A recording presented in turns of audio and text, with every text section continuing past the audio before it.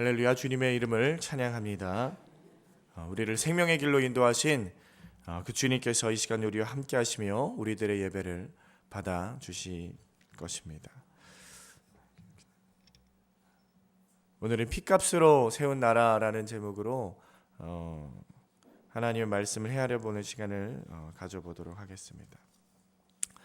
이제 특세가 3분의 2 지점을 넘어가고 있습니다. 이제 이번 주는 우리가 고난 주간으로서 그렇게 보내고 있습니다. 특별히 예수 그리스도의 십자가의 그 고난을 우리가 좀 더 묵상하고 기억하고 또한 감사하는 그러한 기간을 우리가 보내고 있는데요. 그래서 이번 주는 우리가 요한복음의 본문들을 좀 살펴보고 있습니다. 그래서 우리가 오늘 읽은 28절로 40절 말씀을 살펴보면 역시나 예수 그리스도에 관한 그러한 이야기인 것을 알 수 있습니다. 그런데 예수님에 관한 이야기 중에서 오늘 본문에서 예수님께서 어떠한 말씀을 하셨는지 또한 어떠한 내용이 담겨져 있는지 그 부분을 좀 중심으로 좀 살펴보겠습니다. 일단 지금 상황은요, 사람들이 예수님을 붙잡아서 재판을 하게 되는데 두 번 재판을 합니다. 대제사장 가야바 앞에서 예수님을 불러다 놓고 종교 재판을 합니다. 그래서 자기들끼리 재판을 하는데 죄명은 신성모독이고요, 죄값은 사망입니다. 그런 다음에 이제는 정치적인 재판을 하기 위해서 새벽부터 총독 빌라도에게 예수님을 데리고 갑니다. 그리고 이 죄인 예수를 재판해 주시오 하고 넘겨요, 빌라도에게. 그래서 이제 예수님이 빌라도에게 재판을 받게 되는 그러한 상황입니다. 그런 상황인데 이제 빌라도는 왜 이 사람을 너희들이 나한테 데리고 왔냐 그렇게 좀 이야기도 하다가요, 이제 예수님과 빌라도와 그러한 대화가 나옵니다. 근데 우리가 그것에 앞서서 먼저 보아야 하는 것은요, 지금 이 재판이 벌어지고 있는 시기를 좀 봐야 합니다. 자, 예수님의 재판이 벌어지고 있는 지금 이 시기는요, 평범한 날이 아닙니다. 평범한 날이 아니고요, 명절입니다.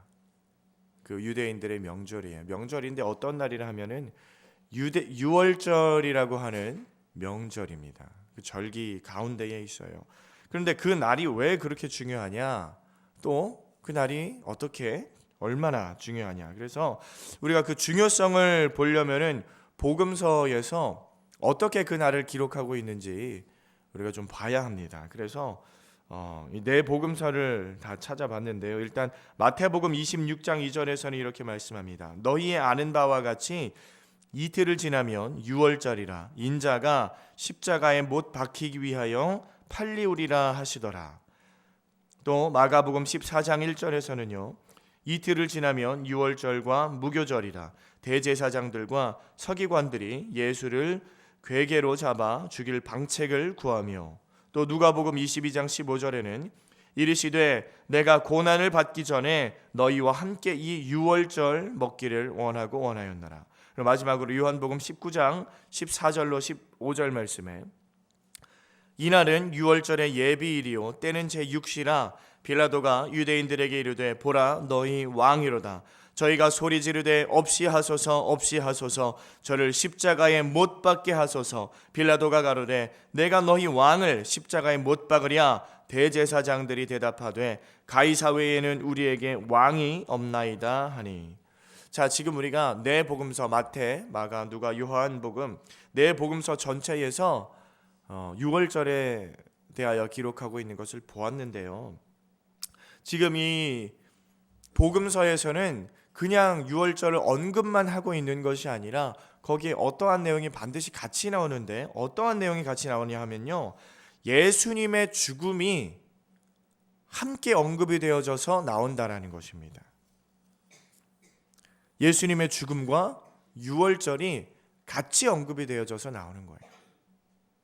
그런데 사실 유월절 그 시기에, 유월절 날 우리 예수 그리스도께서 돌아가신 거 우리 다 잘 알고 계시지 않습니까?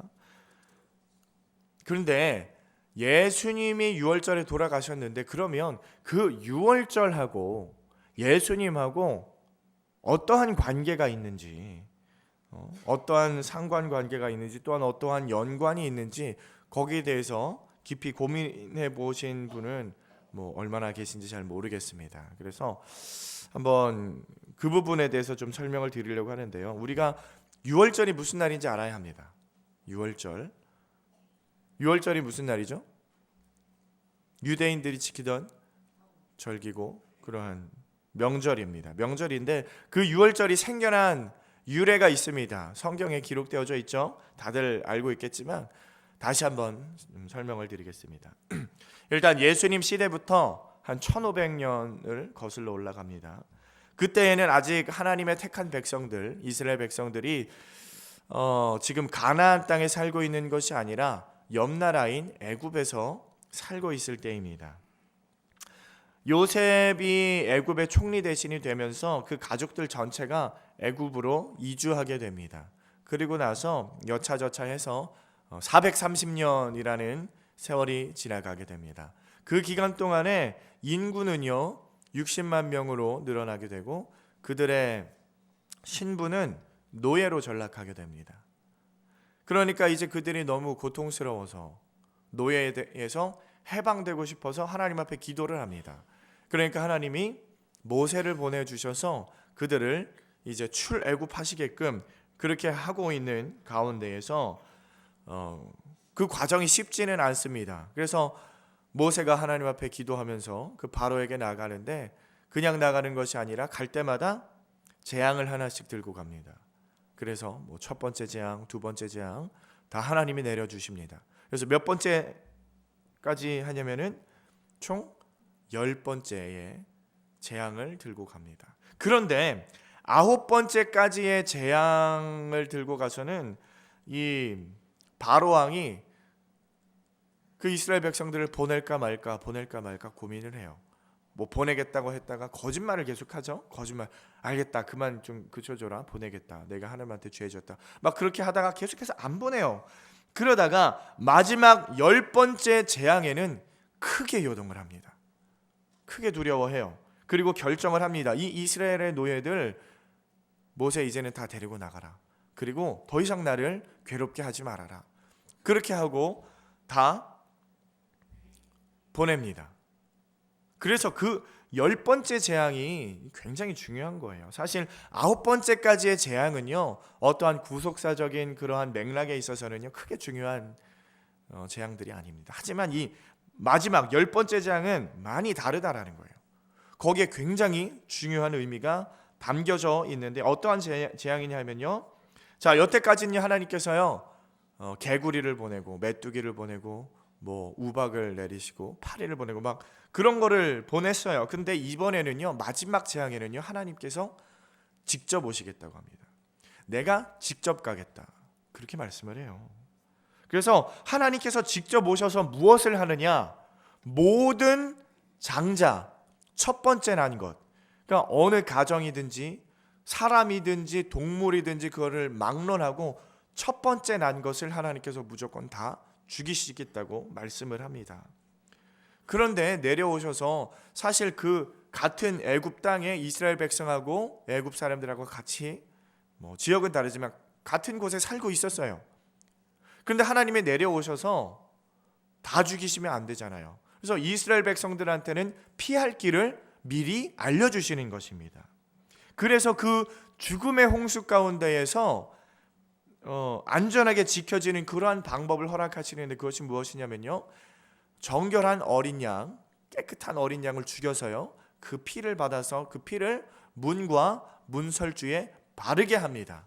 그리고 그 집 안에 기다리고 있으면요 그 하나님께서 내려오실 때에 그 대문을 보시고 그 어린 양의 피를 보시고 그 죽음의 손길이 넘어가는 거예요. 넘어가는 겁니다. 그래서 유월절이란 말이 무엇이냐면요, 한문으로 넘을유, 넘을월, 그래서 넘어간다라는 그 넘어가는 절기예요. 그래서 영어로는요 패스오버라고 합니다. 패스라는 말 알죠? 패스 뭐요? 통과, 넘어가는 거예요. 패스 오버, 넘어가는 겁니다. 그래서 하나님의 그 말씀에 따라서 그 어린 양의 피를 문에다가 바른 그러한 집은요, 죽음이 넘어가고, 그렇지 않은 집들, 이 애굽 사람들의 집은 그러지 않았겠죠? 그 집들은 집집마다 장자의 죽음이 일어난 것입니다. 그래서 그때부터 그 유명한 사건, 그 장자가 죽는 그 유명한 사건, 그리고 그 사건을 통해서 구원 얻은 백성들, 그 사건을 명절로 이제부터 지키게 되는 거예요. 근데 사실 그 명절을 지키는 것은 하나님께서 명령하셨어요. 너희들이 이거를 명절로 이제는 지켜라. 그런데 하나님께서 그렇게 명절로 지켜라라고 명령하신 그 의도가 다 있습니다. 이유가 다 있어요. 왜 그러냐 하면요, 하나님이 왜 그 일을 지키도록 하셨냐면요, 유월절이라는 거, 유월절, 어린 양의 피로 인하여서 죽음이 넘어가고 구원을 얻게 된 그 사건, 그 유월절은 결국에는 누구를 가리키고 있는 것입니까? 그것은 바로 예수님께서 흠 없는 어린 양으로서 이 세상에 오셔서 그 귀한 보배 피를 흘려주시고, 그래서 그 피를 우리 인생에 발라주셔서 그래서 최후판의 저주가 넘어가게 되는 그러한 어마어마한 사건, 그 구속사역을 하나님께서는 미리 보여주셔서 그것을 가리키고 있게 하는 것입니다. 그래서 이 이스라엘 백성들이 매년 그것을 지킴으로 인해서 하나님의 하실 일을 까먹지 않고 기억하게 하시는 거예요. 그러니까 그 유월절의 진짜 주인, 그러니까 진짜죠.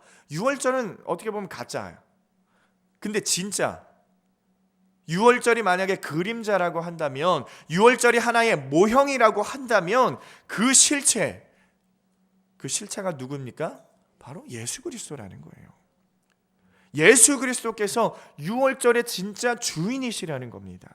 그래서 지금 이 유월절을 이스라엘 백성들이 1500년 동안 매년 한 해도 거르지 않고 계속해서 지켜오고 있는데, 그 유월절의 주인이신, 그 유월절의 실체이신 예수 그리스도께서 십자가에 못 박혀서 돌아가신다라는 것, 이것은요 엄청난 의미를 갖고 있는 것입니다.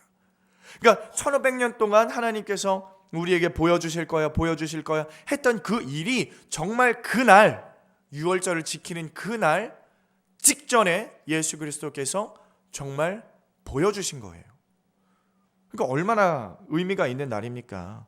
하나님의 언약이 1500년 동안 이어져 오다가 그것이 마침내 성취가 된 날, 그것이 바로 예수님께서 돌아가신 그 유월절, 그 날이라는 것입니다. 그래서요, 그 1500년 전에 하나님께서 보여주신 그 사건, 미래에 일어날 그 구세주의 희생당하실 그 사건을 암시하는 유월절의 진짜 참 모습이, 진짜 메시아, 진짜 구세주가 오셔서 어린 양이 죽어서 그 피로 인해서 이스라엘 백성들이 살게 된 그 사건이 이제는 진짜 이 세상에 이루어져서 그 유월절의 진짜 의미가 실체화되었다라는 것을 믿으시길 바랍니다.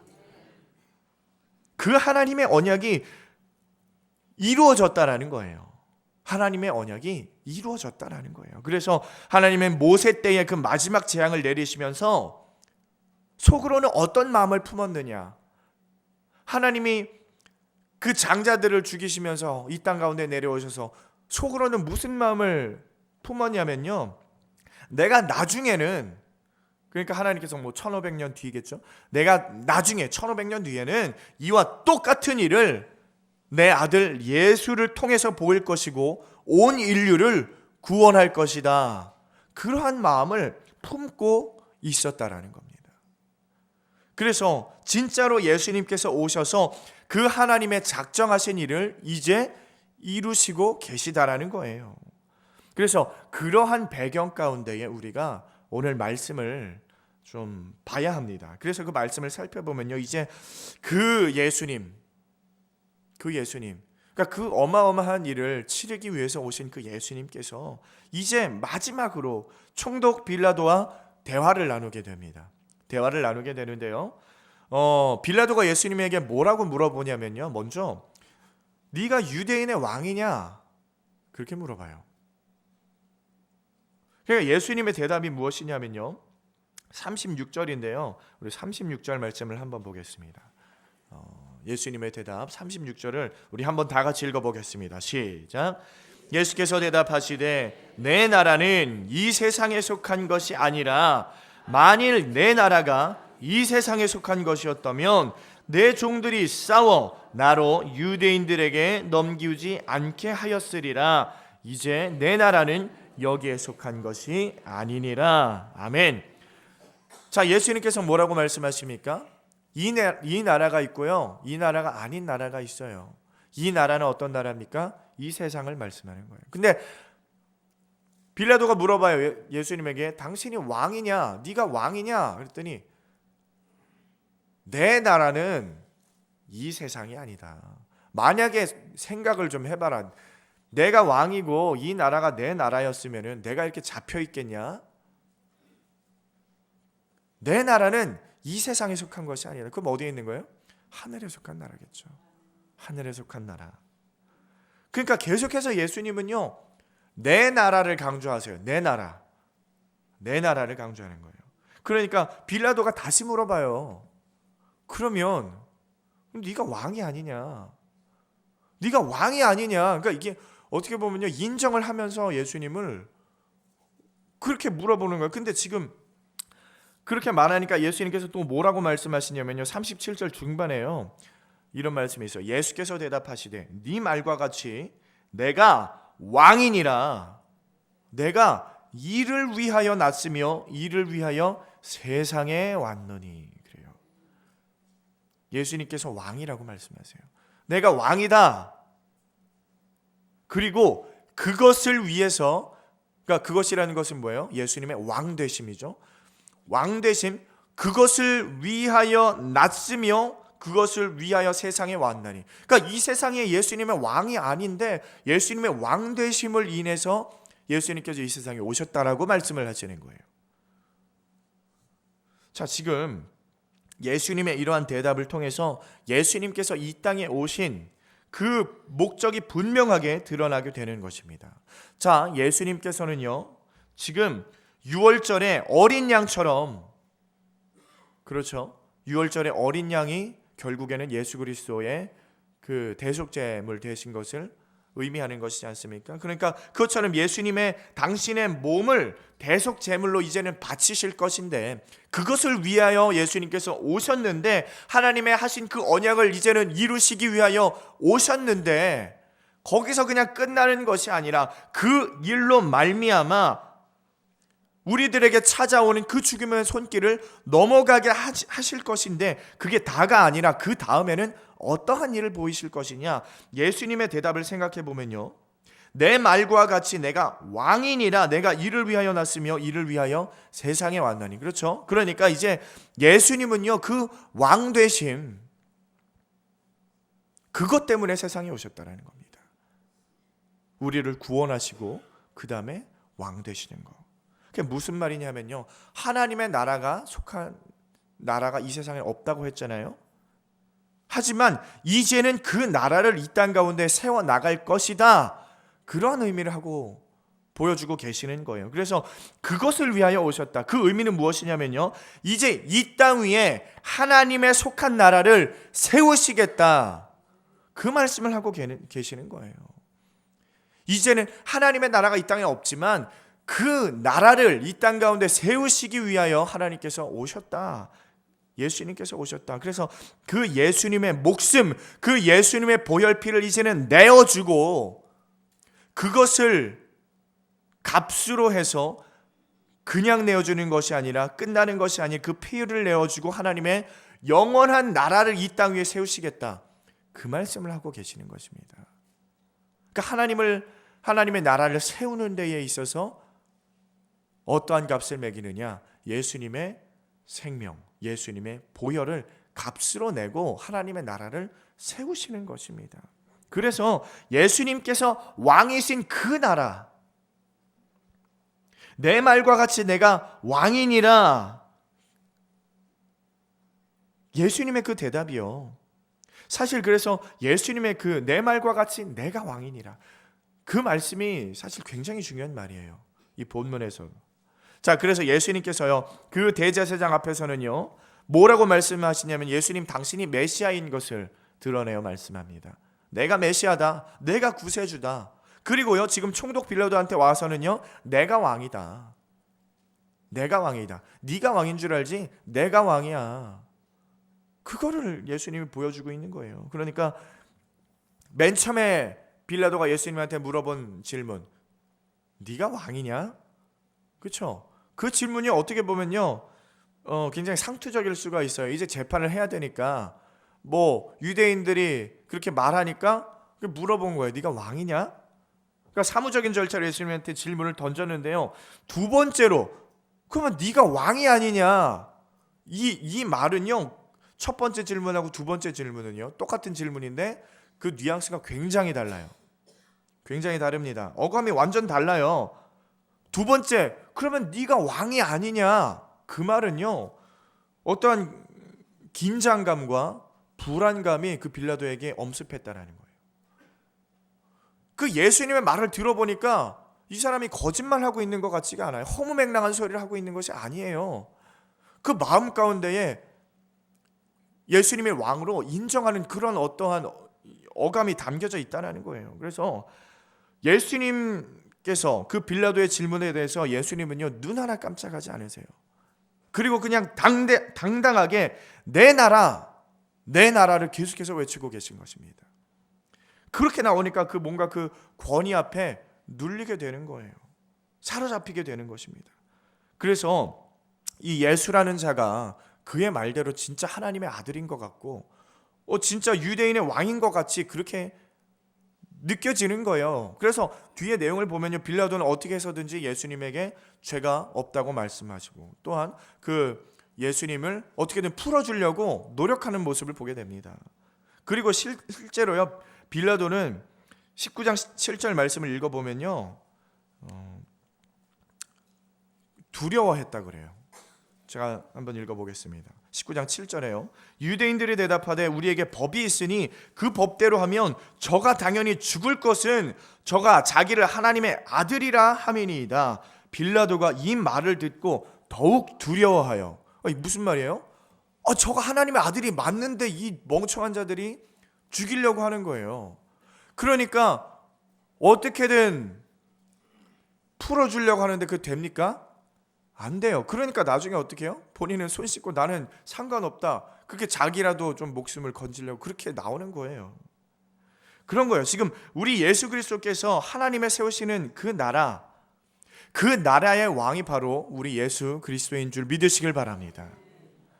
신구약 성경에서요 끊임없이 말하고 있는 하나님께서 그 세우실 그 하나님의 나라. 그래서 누가복음 1장 31절의 말씀처럼 보라 내가 수태하여 아들을 낳으리니 그 이름을 예수라 하라. 저가 큰 자가 되고 지극히 높으신 이의 아들이라 일컬을 것이요 주 하나님께서 그 조상 다윗의 위를 저에게 주시리니 영원히 야곱의 집에 왕노릇 하실 것이며 그 나라가 무궁하리라.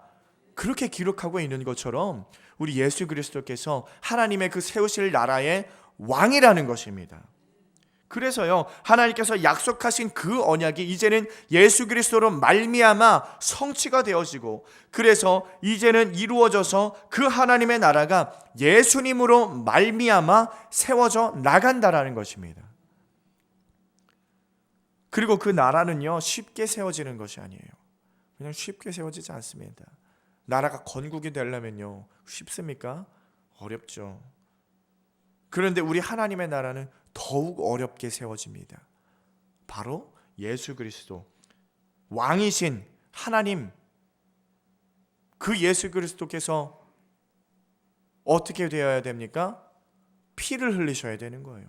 죽으셔야 되는 거예요. 단순히 죽는 것이 아니라 어마어마한 고통을 감내하시면서, 그래서 그 핏값으로 하나님의 나라가 세워진 줄 믿으시길 바랍니다. 그리고 그 하나님의 나라의 백성이 지금 저와 여러분이신 줄 믿으시길 바랍니다.